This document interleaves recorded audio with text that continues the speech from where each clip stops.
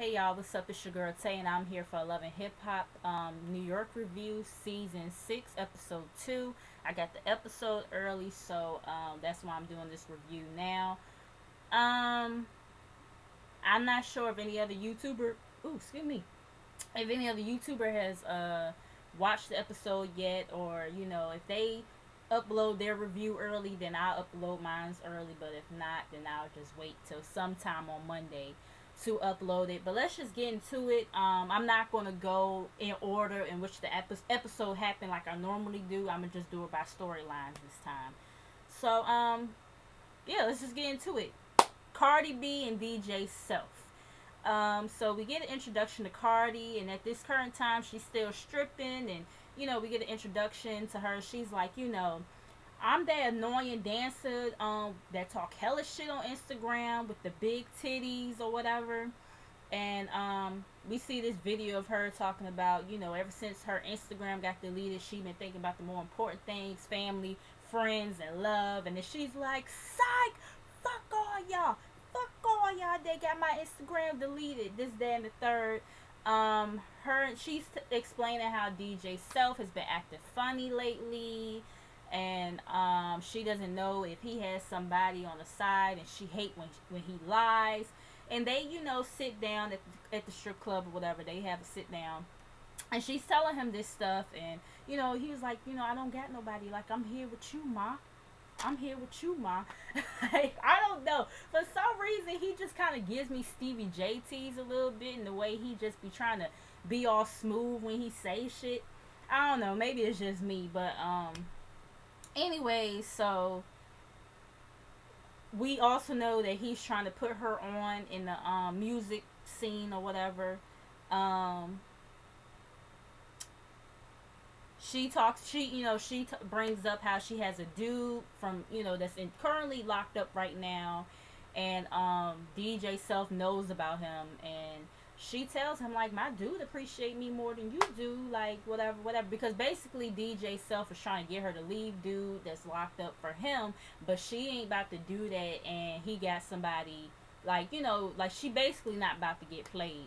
So like she was like, he appreciate me more than you do, and this, then third. And I'm like, well, of course, Cardi, like, the nigga is locked up. Don't you know what the fuck jail talk is? Like, a lot of niggas, when they locked up, they gonna say some shit that you want to fucking hear, so when they get out, they can have somewhere to lay their head, so then they can start ripping around the street like these other niggas out here doing. But anyway, so, he talking about he trying to take her home and all this other stuff, and, he all up on her, and, they hug or whatever. Moving on. Okay, yeah. So we get DJ Self at his house, and I think he was FaceTiming Cardi. He shuts that down real quick once his main chick, and I think her name is Yuma. She comes in, and he says that she's the jealous type, and he's not sure if he just want to be committed to her because he just can't get him enough of some. He just can't get himself enough of some Cardi B. All right, so she finds a ring somewhere. I don't know if it was in his bathroom or something like that, and she starts cracking up, getting the her voice kind of shaky, getting emotional about it, and she's like, why are you lying to me? Why are you lying to me? Like, it's not funny though, but it's just the way she was saying it. And she don't, but like he was like, he don't know who ring it is. He, in his confessional, he claims that it's the cleaning lady ring or whatever, but he keeps on telling her that he doesn't know who ring it is. And I'm just like, but you said in your confession, okay, well, I mean, I don't know, maybe you found out after the fact, whatever. And he claims that he not about to sit up here and bring no chick to his house when he know that Yuma is his main chick. They got hotels for that. But didn't he say that he was trying to take Cardi home? He didn't say he was trying to take her to the hotel. He said he was trying to take her home. I'm just saying, but he says he's not going to tell her about Cardi, maybe one day or whatever, but today ain't the day, so whatever. Moving on from that. Let's get into Dejanay and Penny Proud and Rashida Ali. That's what we gonna call BBOD. That's what we gonna call them. Dejanay and Penny Proud from the Proud family. So they greet Rashida. You know, basically Rashida wants to have a conversation with them about what took place at the club last episode with Mo and Bianca. And you know, she hugged, she embraces Lexi, and she was like, "Hi, princess," or whatever. Mo tried to hug her, and she like, "Bitch, get the fuck away from me!" Like that's how her face was looking. She was, you know, basically like she don't feel like being no fake ass bitch about it, or whatever. And you know, Raw tells her straight up, like, I felt like that was the wrong time for you to confront that situation. And you know, Mo basically was like, well, where else was I gonna do it at? This, that, and the third. My thing is, okay, I understand you upset. The bitch gave you 15 stitches, but this situation happened how long ago? Now, you know, I want to put this out there. I actually like Bianca. You know what I'm saying? I don't know. For some reason, I just kind of felt irritated last week when she said, "I give you 15 more stitches." Like, that's something to be proud of. But I mean, whatever. I mean, I get it. I guess, you know what I'm saying. The bitch was messing with her first. We gonna get into that. But yeah. So Ra and Mo, they going back and forth. Lexi, she admits that Ra was wrong. I mean, not Ra. Mo, you know, was wrong. She should have handled that at a different time. And you know, she's trying to calm the situation down. She calls Mo the weak link of the group, and you know, she calls Ra unprofessional for that. And my thing is, but won't you just unprofessional last week when you tried to sit up here and run up on Bianca? When you could have addressed her at a different time. But I mean, I'm just saying. But anyway, so um, Lexi, she's like, I mean, not Lexi, Raw. She's like, you know, she tells Lexi like, you need to get up out this Destiny's Child situation and become a Beyonce or whatever. I said, ooh, and then that's when Raw and Mo both come to the agreement that they should have that Mo should have different management from Lexi and or whatever, and she gets up and she walks away. And Lexi, she's trying to kind of vouch for Mo or whatever. She was like, you know, well, maybe because me and you are friends, she thinks that, you know, you're doing favoritism kind of stuff. And, you know, it'll be times that you would call me and not call her. And then not Lexi, Mo gonna come back or whatever and talk about the fact that you're sitting here right now just shows me where your loyalty is. Bitch, you the one who got up from the fucking table and was like, you know, I'll have my people call. Basically on a whole tip, not, you know, quoting her verbatim, but basically you was like, you know, I have my people call your people and got the fuck up. So I mean, to me that wasn't a cue for her to get the fuck up. And then you know her and Raw is friends, so it's kind of like, come on. And just like Ross said, she don't listen. She's so quick to just jump to conclusions, this, that, and the third. And even Lexi said herself, like, I'm trying to vouch for you. Like, what the fuck is you talking about? But at the same time, don't bring no loyalty shit into this, because yeah, y'all in the group, but at the same time, Raw is her friend as well. So don't sit up here and try to put her in some position like as if she just taking Raw's side and everything. Although you is, bitch, you probably gonna get on my motherfucking nerves this goddamn season. I'm telling you, Dejanay gonna be a motherfucking problem. But, you know, Lexi gets up so, you know, she can remove Mo from the situation, because her and Raw, they start going back at it once again. Then we get we get Raw in the scene with Remy Ma. You know, they are supposed to go shopping. Raw shows up 2 hours late. Remy already done doing her thing. But they talk about the wedding and everything, and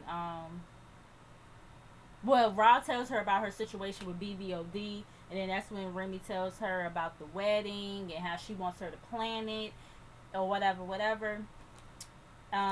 Moving on from that, I just want to go back to this real quick, because I feel like this this wasn't really that important. This is pretty much Yandy meeting up with Bianca about what happened the other night and everything. And Yandy, she coming down kind of hard on her. And my thing is, yeah, I do agree that Mo was the one who started it. So I feel like Yandy should have been a little bit more understanding on that. You understand what I'm saying? Granted, maybe Bianca could have just got up and been like, "Up, bitch, I ain't got time to deal with you. I'm doing different things in my life, whatever." But sometimes you just fall under, pressure or whatever when somebody's sitting up here coming in your face on some fuck shit. You know what I'm saying? So I get it or whatever, but I think she should give Bianca another chance. You know what I'm saying? If she was like she just gotta think about it or whatever. So moving on from that, Remy Ma and Pat Poose. Hold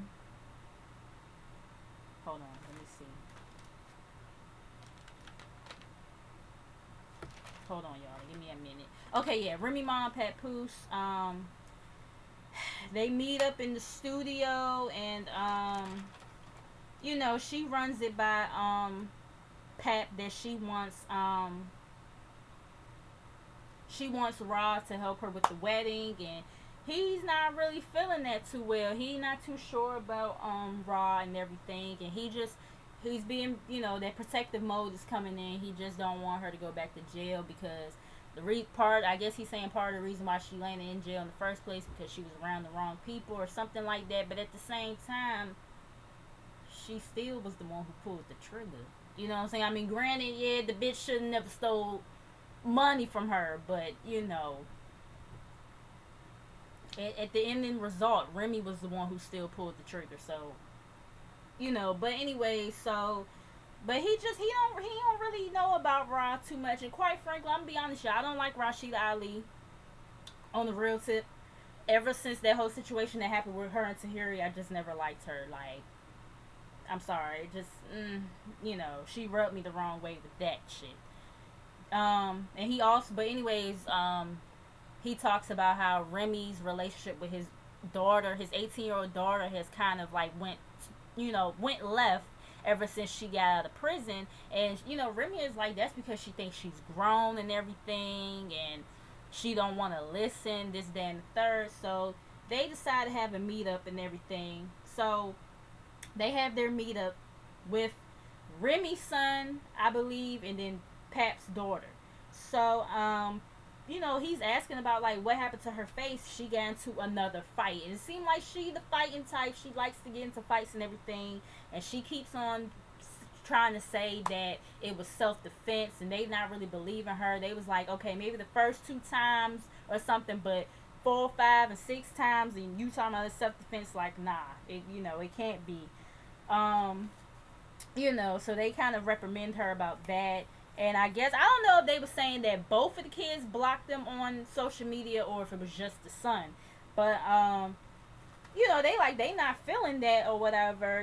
They was like, I remember, back in the day, we couldn't even close the door to our rooms. And, they was like, what are you hiding? And he like, I'm hiding myself. And I ain't gonna lie, I kind of cracked up at that part. But I understand what they were saying because, yeah, back in the day, you couldn't even have your, door closed, this, that, and the third.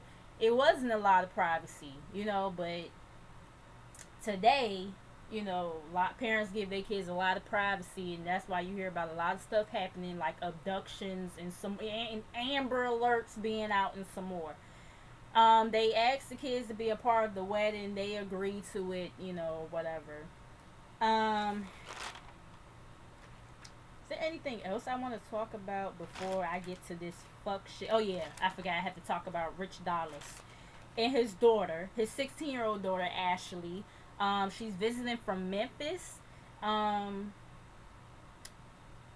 He explains how he has a great relationship with her mother, even though they're not together. And of course, all this is after the shit didn't work out between him and Monique.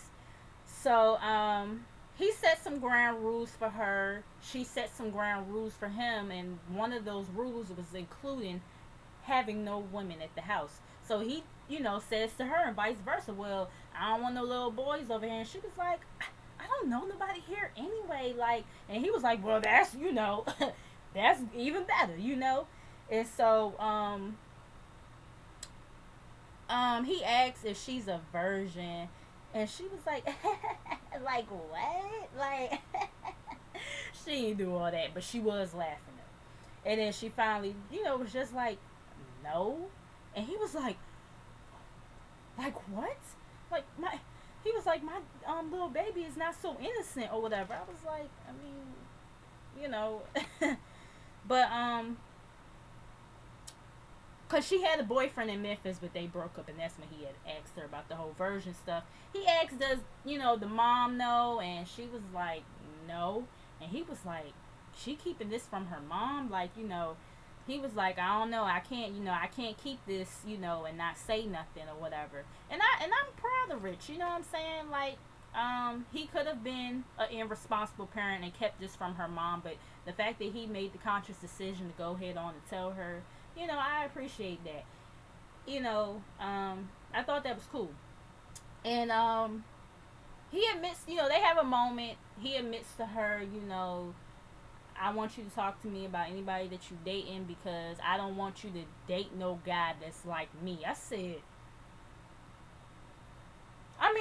Rich has admitted before that, he's the creep squad and everything, but for him to say it to his daughter, it just kind of meant, it meant more. Like, he knows he's a creep. He knows he's, not the best dude, and he don't want his daughter to run into no dudes like him.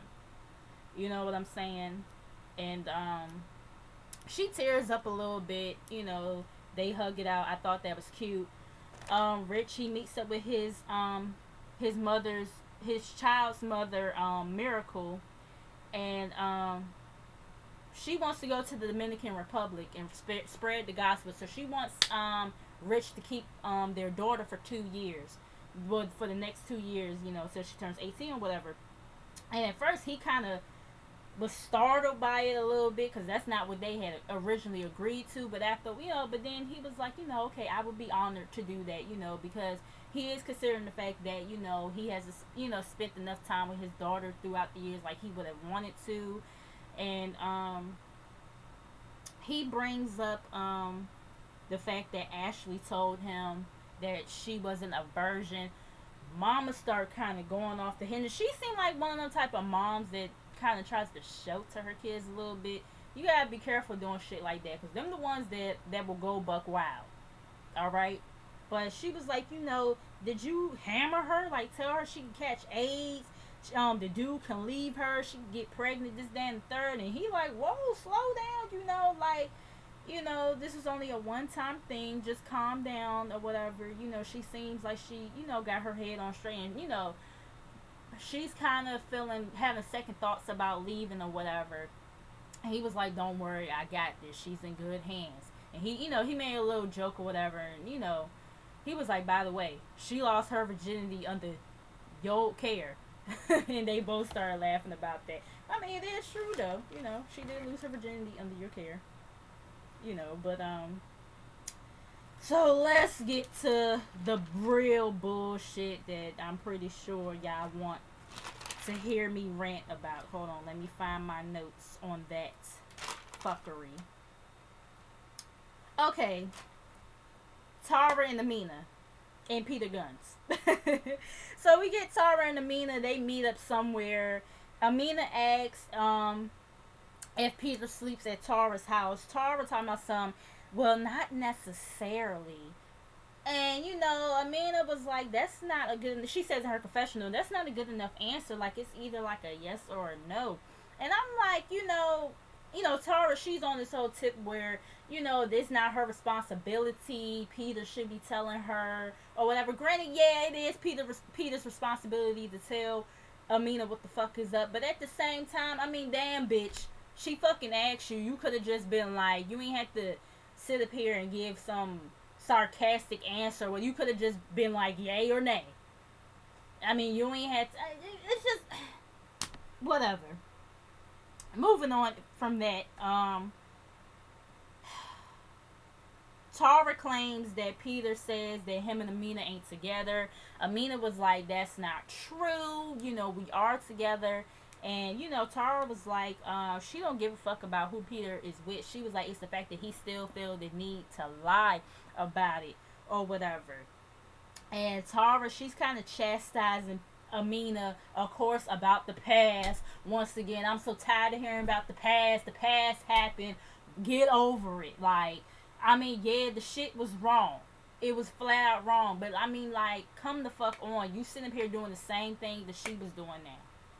You was doing the same thing, before you became the main chick. So I mean, but anyway, so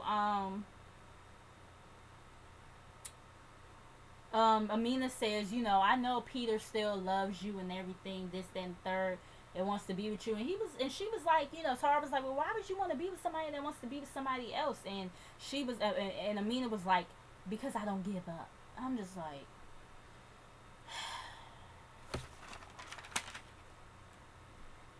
so Peter comes over to Tara's house, and she claims she didn't know about Peter and Amina. Bullshit. Um, but didn't know that they were still together or whatever. And let me just interject for a minute. This whole we ain't together kind of thing. I didn't know they was together. For one, Peter and Amina are in a fucking marriage. Fuck if he tell you we not together. They are still married, Tara. Like, come the fuck on with the dumb shit. They're still fucking married. I mean, you don't just, be like, oh, I don't want to be. You don't wake up and just say, oh, I don't want to be married no more. I mean, you can, but it's a whole. I mean, y'all know what I'm trying to say. It's not like being in a relationship where you could just be like, oh, I'm done with you and walk the fuck out. No, a marriage, you took vows with one another. It's the next level. You know what I'm saying? You just don't every time you get mad at Amina or something, or Amina is doing something or nagging you or whatever, you think that gives you the right to sit up here and sneak out with Tara. That's not how a fucking marriage works, Peter. You work that shit out. If you and Amina are having issues, you work that out with her. You don't bring Tara into this shit. With at the same time, Tara allowing herself to be brought into this shit, cause she was like, she was like, she talked to Amina or whatever. And of course he's saying him and Amina ain't fucking around, and she's saying he fucking with her emotions, and then Amina, she comes in or whatever, and she says that they are together. Hold on, y'all. She says that they are together and everything. And Tara says, you always say that Amina was something that went too far. And Amina in her confessional, she calls, she was like, this side bitch Tara, she ain't doing that but trying to break me and Peter up. Because, like, why would you argue this hard with somebody that you ain't trying to be with? What that part is true. Because Tara, if you wasn't trying to be with him, why are you going so fucking hard? Why are you arguing so hard? Why are you saying he fucking with your emotions? Like, you still want to be with that nigga. Like, stop the fucking bullshit. And Amina, she actually expresses this to Tara. She says, you're always trying to maintain that strong black woman image, this, that, and the third. And, Tara says something. They start going back and forth a little bit. And then, she starts going off on Peter. And she was like, you said I was something that went too far. And bam, slaps that nigga square in the goddamn face. And she throws something at him, and then she announces that she's pregnant. I said, so I guess she was the one who was pregnant. I don't know why the tabloids try to say that Tara was pregnant. I mean, but then again, you never know. Both of them bitches could be pregnant. But for right now, as far as we know, Amina is the one who's actually pregnant by Peter again. It's just, I mean, the foolishness with this whole fucking storyline. This is the third motherfucking season, and y'all still with the bullshit. Like, for what? I don't understand it. I really don't. Like, I don't get it. I don't get it. Peter, you don't sit up here and fuck around with Tara or other women for that matter, just because you and Amina are having problems. You guys are in a marriage. You're supposed to talk and work that shit out. And Tarver, you sitting up here saying you don't want to be in this mess, but yet you keep on putting yourself in it. And then she had said something about, because Amina had said something to her, and she gonna talk about something, well, I'm gonna keep on fucking him. How about that? Like, really? You ain't doing nothing but making yourself look bad, Tarver. And Tarver always tries to come off as this well-educated woman who got all her shit together, but she don't. And you damn sure don't with that damn air mattress that you had on the first episode last week. It's just, I mean, y'all, I cannot with these motherfuckers this season. I cannot. But y'all let me know how y'all feel about it. Make sure you guys like, comment, and subscribe. Make sure you share this video, and I will see you in the next video. Mwah.